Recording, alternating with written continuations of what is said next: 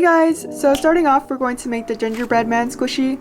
I'm using memory foam for mine, but you can also use any other type of foam. The first thing I'm going to do is trace a gingerbread man, and I printed out a drawing of a gingerbread man, but you can also choose to draw it yourself. Then I'm going to cut along the outline, and when you're doing this, you want to be mindful of the other side. Try not to cut at a diagonal angle because if you do, the back side will be smaller than the front side. As you can see, I'm totally not saying this from experience. Just kidding, look at that wonky arm on the back side. Afterwards, you want to round off the edges. Don't forget to also do this on the other side.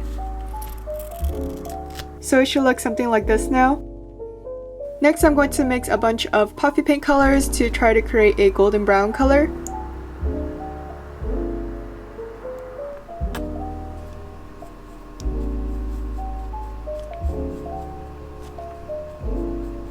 This isn't exactly golden brown, but I'm going to go with it. I found that the fastest way to paint squishies is to paint very thin layers, and between each layer I dry it with a hairdryer because it's much faster. Typically you want to do at least 3 to 4 layers in order to cover all the holes and make your squishy very slow rising.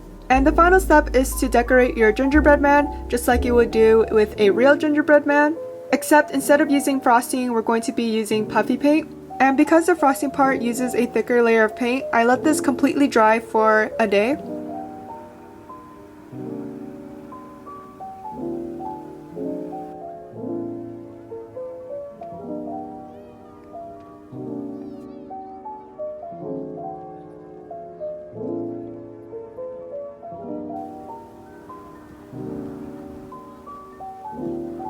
And there you have it, your very own gingerbread man squishy.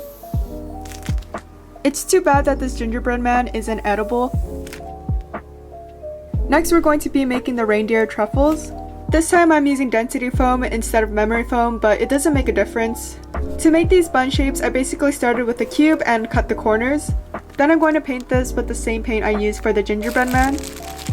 I also painted these with 3 coats of paint, and I let each layer dry before painting the next. Then I cut out 2 circular noses off camera and I'm gluing those on. I'm so sorry for the dark footage. I had to cut some of the footage of me painting the reindeer truffles because they turned out really grainy. But anyways, the last step is to paint the face. I couldn't decide on which face to paint for the reindeer truffles, so I made one with a big nose and another one with a small nose. I hope you guys enjoyed watching this video. Happy holidays, and I'll see you guys in my next video. Bye guys!